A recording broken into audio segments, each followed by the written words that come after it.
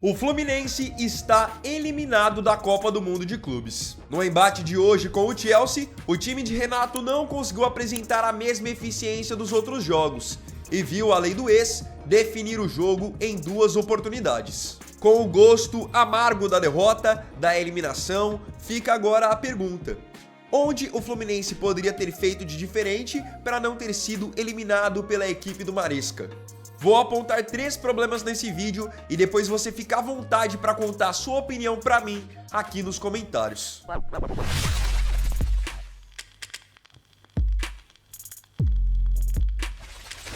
Antes de tudo, fazer 2 observações em cima desse Fluminense e Chelsea. O Fluminense foi para esse jogo sem 2 titulares, 2 peças importantes que acabaram levando o cartão amarelo contra o Al Hilal, então estavam suspensos. O zagueiro Freitas, que vinha muito bem nessa Copa do Mundo, e o meio-campo Martinelli, que também vinha ajudando demais no meio-campo na parte da marcação e fez um golaço contra o Al Hilal. Então, para o jogo de hoje, esses 2 estavam suspensos e o Fluminense ainda teve a baixa do Samuel Xavier, que teve um desconforto e teve que ser substituído pelo Guga. Então, o Guga entrou na vaga do Samuel Xavier, Thiago Santos entrou na vaga do Freitas e no meio campo o Hércules foi promovido ao time titular na vaga do Martinelli. Outra coisa que eu queria pontuar: esse jogo do Chelsea, na minha opinião, foi o melhor do Chelsea na Copa do Mundo até agora. Melhor do que contra Palmeiras, melhor do que contra Benfica ou qualquer outro. Hoje o Chelsea demonstrou um foco e uma organização que eu não tinha visto em outras partidas. Até mesmo contra o Palmeiras, onde muitos acham que o Chelsea foi acima. Para mim, o Chelsea não jogou tudo o que pode. Já tinha falado para vocês que, para mim, os diferenciais do Chelsea eram Palmer, Caicedo e Enzo Fernandes, só que hoje o restante do time jogou num nível acima, na minha concepção. E o João Pedro, que teve sua primeira oportunidade como titular, até porque acabou de ser contratado, acabou no fim fazendo a diferença. Lembrando que é jogador revelado pelo Fluminense e hoje por 2 vezes aplicou a lei do ex. Vamos agora então entender 3 erros que, na minha opinião, aconteceram nesse jogo e impediram que o Fluminense se classificasse. Número 1. Muitos erros de passe.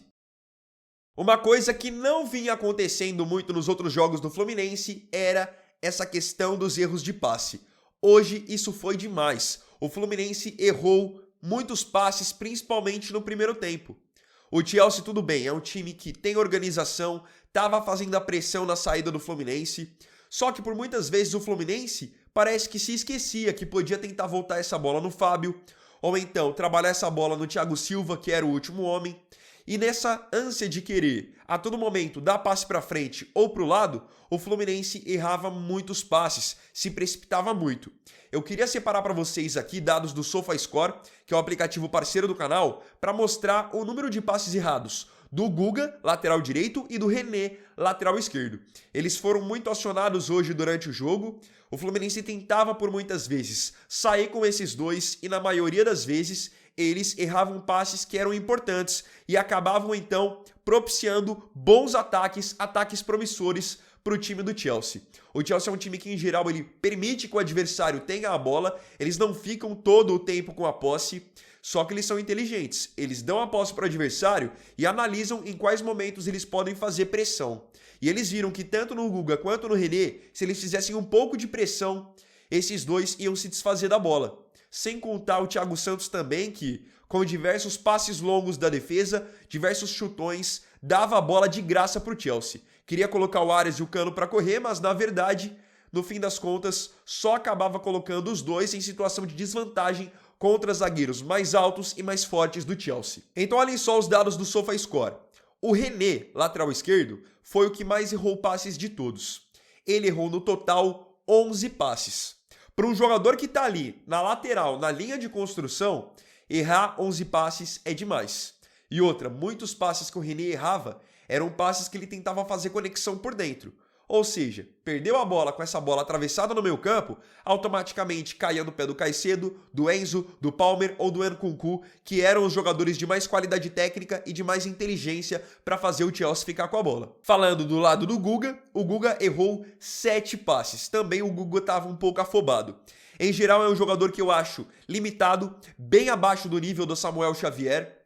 já não tinha feito um bom jogo, na minha opinião, contra o Ulsan, e hoje voltou a não fazer uma boa partida. Teve dificuldades na marcação, até porque o Pedro Neto é um jogador de muita velocidade, mas com a bola no pé, senti um Guga afobado. Tanto que o primeiro gol do Chelsea sai de uma jogada em que o Guga tem a posse. Porque essa bola vem para ele, e ao invés de ele já dar um passe de primeira, se não me engano, no Bernal, ele domina a bola e depois força esse passe no Cano, com o Cano estando praticamente correndo para trás.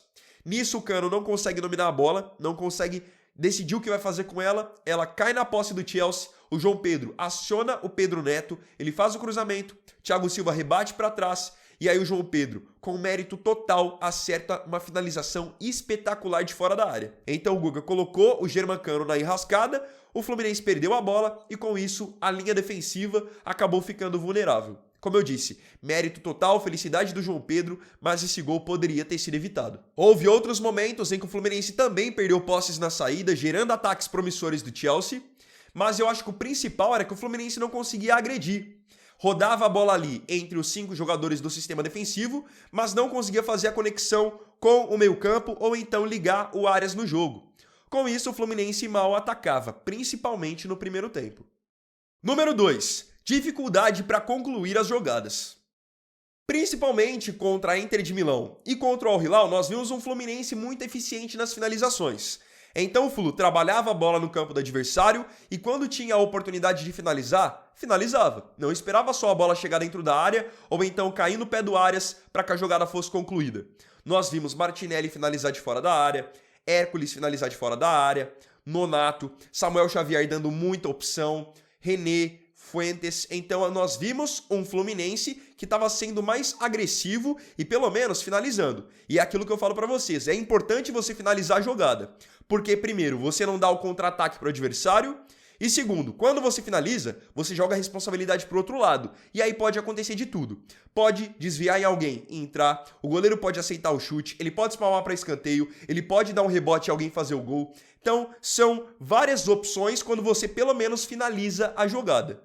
E hoje o Fluminense não estava conseguindo fazer isso. Novamente, vou mostrar para vocês dados do SofaScore, que é o aplicativo parceiro. Se você não tem baixado ainda, link para download na descrição ou escaneando o QR Code aqui, totalmente gratuito. Fluminense hoje finalizou 12 vezes no jogo. Aí você pensa, poxa, 12 não é um número baixo. Mas aí que tá, as finalizações do Fluminense por muitas vezes eram finalizações assim que não geravam perigo nenhum. Nem no gol eram.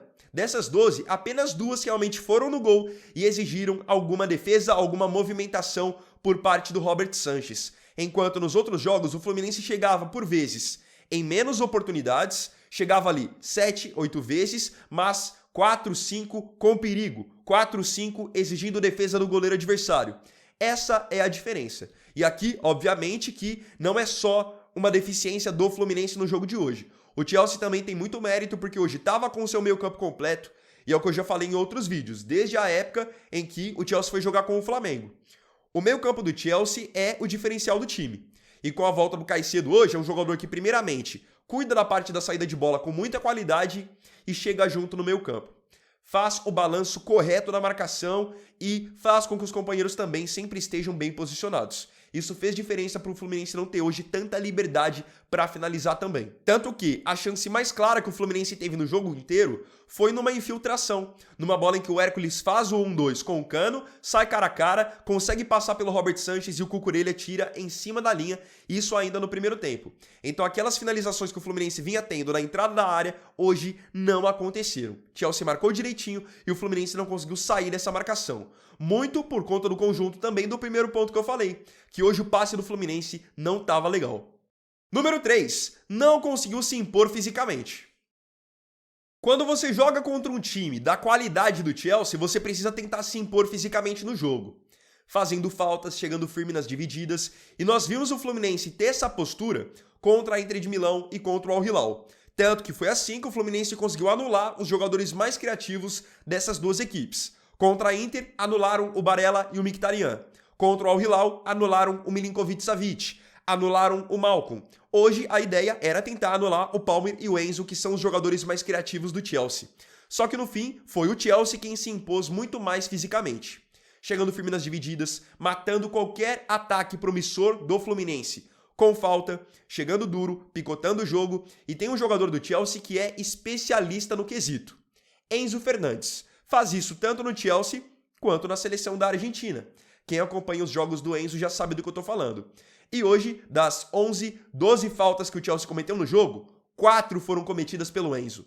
Ele faz a falta quando é necessário matar um contra-ataque, em determinados momentos, quando quer intimidar um jogador, chega junto também e desceu a bota em todos os meio-campistas do Fluminense.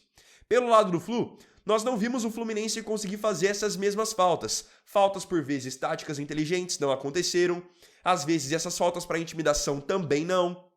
Tanto que o Fluminense foi fazer mais faltas na reta final do jogo, muito mais quando foi pro abafa. Então, por vezes, você quer ali roubar a bola rápido, dá o bote e faz a falta. Mas ao longo do jogo, isso não aconteceu. E, inclusive, quando o Fluminense ia tentar fazer uma falta nesse sentido, que era uma falta necessária, não conseguiu. Na jogada que origina o segundo gol do Chelsea, segundo gol do João Pedro, podem ver que a posse era do Fluminense, o Keno faz a jogada pela esquerda, ela acaba indo para a entrada da área, o René vai finalizar e é travado. Então, deu o campo, deu o contra-ataque para o Chelsea. E, em geral, o Fluminense não é um time que joga exposto. Uma das marcas do Fluminense nessa Copa do Mundo foi justamente a organização, a linha de 3 zagueiros está sempre bem estabelecida. E essa jogada do segundo gol mostrou justamente essa vulnerabilidade. Como o time precisava empatar, foi pro abafa. E aí que surgiu essa oportunidade. Aí ele aciona o João Pedro, e aí o João Pedro é muito feliz na tomada de decisão e na maneira como finaliza a jogada. Mas tudo começa num lance em que o Fluminense não conseguiu matar a jogada, enquanto o Chelsea, em qualquer ataque minimamente promissor do Fluminense, conseguia. Esses fatores foram determinantes para que no jogo de hoje o Fluminense fosse eliminado. Mas, só repetindo, o Chelsea também fez um jogo muito bom, o melhor dele até o momento na competição. Melhor do que todos os anteriores de verdade. Pelo lado do Fluminense, apesar de ficar o sentimento de frustração por cair na semifinal, por quase ter chegado na decisão, eu acho que é uma Copa do Mundo de Clubes para o Fluminense sair extremamente orgulhoso. É um time que não investiu o que investiram Flamengo, Palmeiras, Botafogo e de todos os sul-americanos, todos os brasileiros, foi o que fez a melhor campanha. Conseguiu fazer ótimo jogo contra o Borussia Dortmund, derrotar a Inter de Milão, que é a atual vice-campeã da Liga dos Campeões, conseguiu eliminar o Al Hilal, que é praticamente um time europeu jogando na Arábia Saudita, time financiado pelo governo, enfim. É uma Copa do Mundo de Clubes que os torcedores do Fluminense e os torcedores brasileiros, de uma maneira geral, podem se orgulhar muito do que o Fluminense fez. Quem disser pra mim que esperava o Fluminense numa semifinal antes de começar a competição, vai estar mentindo. O Fluminense foi provavelmente o time brasileiro mais desacreditado e, no fim, o que chegou mais longe. Jogou com muita vontade, muita organização e pode agora ir para o segundo semestre muito mais otimista de que pode fazer campanhas melhores nos campeonatos que vêm pela frente. Agora eu queria saber de você aqui nos comentários, qual que foi a sua leitura dessa eliminação do Fluminense? Onde poderia ter feito de diferente para poder eliminar o Chelsea? Põe sua opinião aí que eu quero ler também.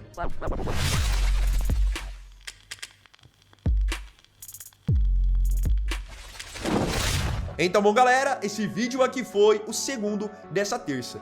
Agradeço profundamente a você aí pela companhia em mais um vídeo. Se curtiu, deixa o like, se inscreva e compartilhe. Então é isso, tamo junto, até amanhã e até o próximo vídeo. Fiquem com Deus. Vini Vaier aqui, valeu, falou e fui!